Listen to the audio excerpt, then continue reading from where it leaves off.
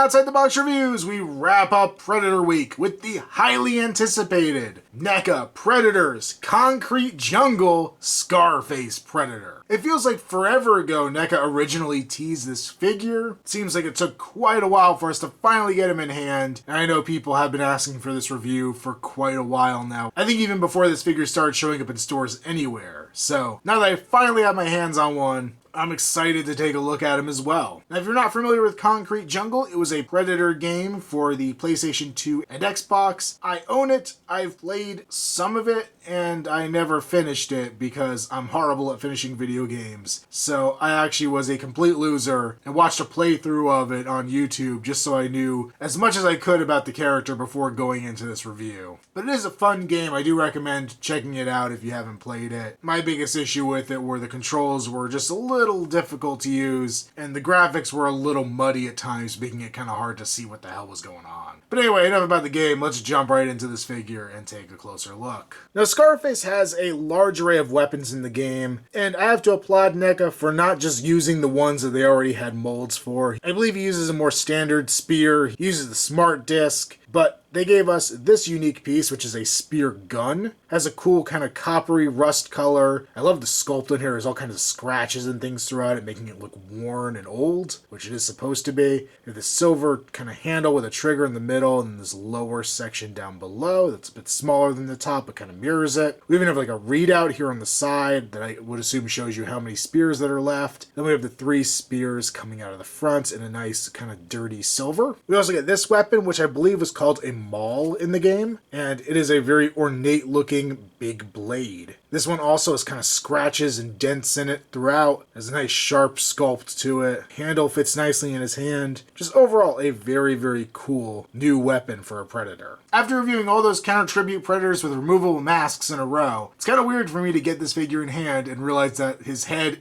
only has a mask on it, and we have to actually swap it out with an unmasked head to get that look. But I really like the masked head here. I think it was supposed to be based on the Gort Predator design, which I probably keep referring to stuff looking like Celtic, but really Gort was the original. It was the one that was the original concept for the Predator, if I remember correctly. It was a San Diego Comic-Con exclusive years ago.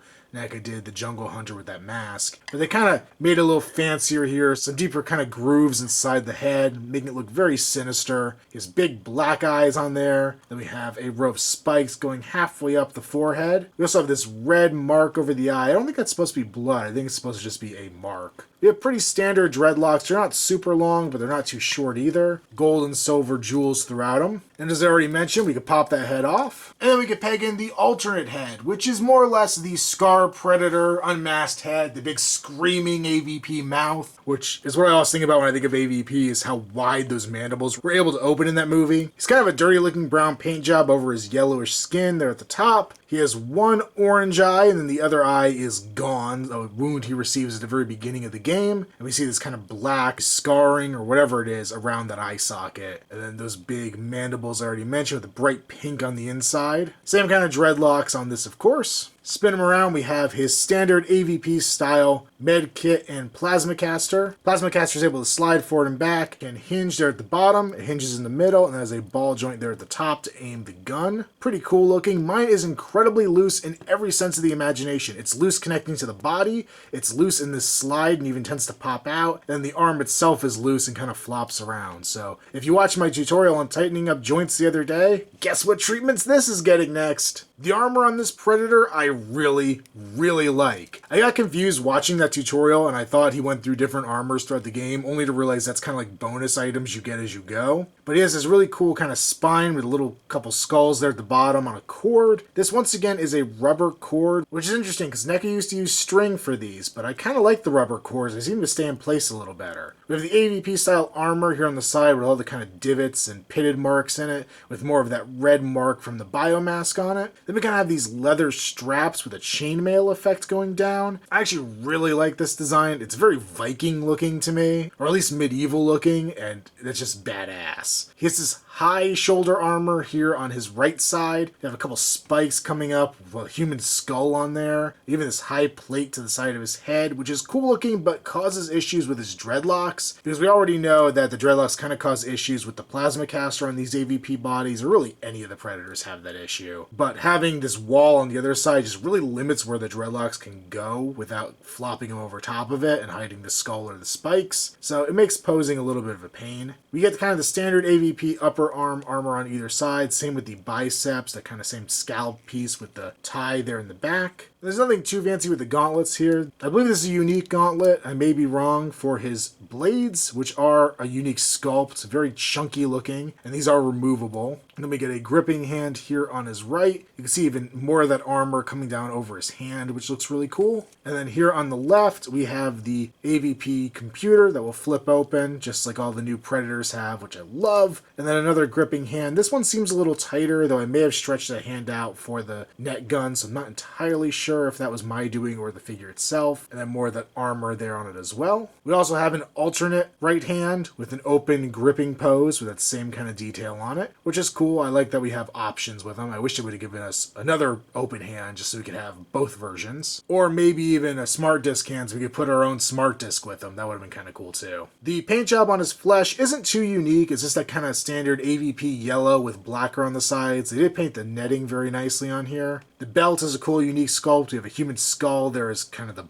buckle, I guess. We have spikes going all the way around, kind of this red tethered cloth going down the back with more of that chainmail look, more ragged here in the back too. More of that chainmail there at his crotch and more of that red as well. These big spiked plates on either one of his legs. And I believe the lower legs are straight up AVP with different knee pieces put on, these ones having those spikes on them as well. But the rest of it from down here is stuff we've seen before. But very cool looking armor on this Predator. I think it's actually one of my favorite armor schemes I've seen in a long time. Just like I said, because it's so medieval looking. For articulation, it's pretty standard. We have a ball joint there at the neck, so you can look up, down, left, right, tilt. Obviously a little hindered by this piece here on the side, but it is flexible rubber, so not too bad. Pin socket arms, they'll go forward, back, as well as out to the side.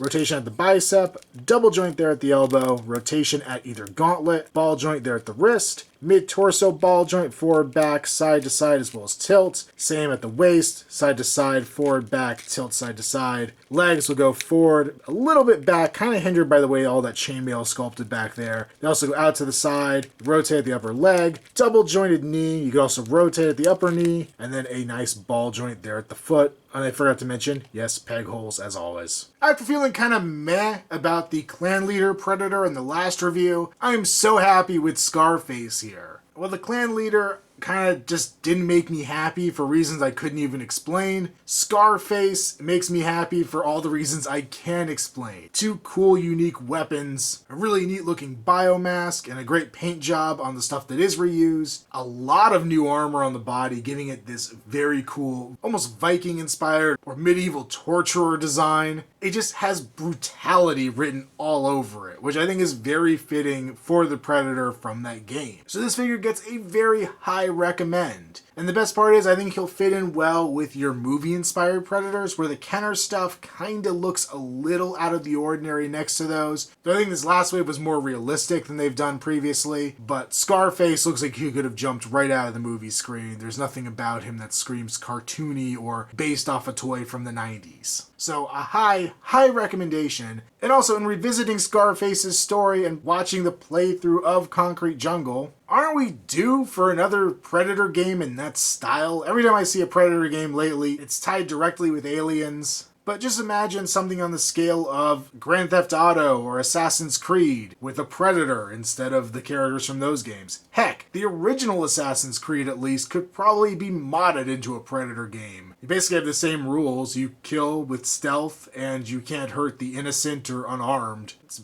virtually the same game. That makes sense. And just because I'm mentioning Assassin's Creed here, no, I'm not reviewing any more of those figures. I hate the McFarlane line. But anyway, strong recommend from him. I think a great conclusion to Predator Week for this time. We're already seeing previews of the next line of Predator figures, and we're getting more movie-based ones. We're getting the Elder or Ancient or whatever the old Predator from the end of AVP is. We're also getting another video game-inspired figure, this time from the PlayStation 3 AVP game, and I guess that was probably Xbox 360. You can tell I'm not an Xbox guy. But also, if you haven't got enough Kenner goodness from the last few videos, I do have the new wave of Kenner Tribute Alien figures on the way as we speak. I don't know if I'll be able to review them before Christmas, but if it is after, it'll be pretty soon after. So until then, make sure to like this video and subscribe if you haven't already. Also follow me on Instagram, username Outside the Box Reviews. Check me out on Facebook, link below. And until next time, this has been Outside the Box Reviews. Predator Week is over. Time to get to the chopper.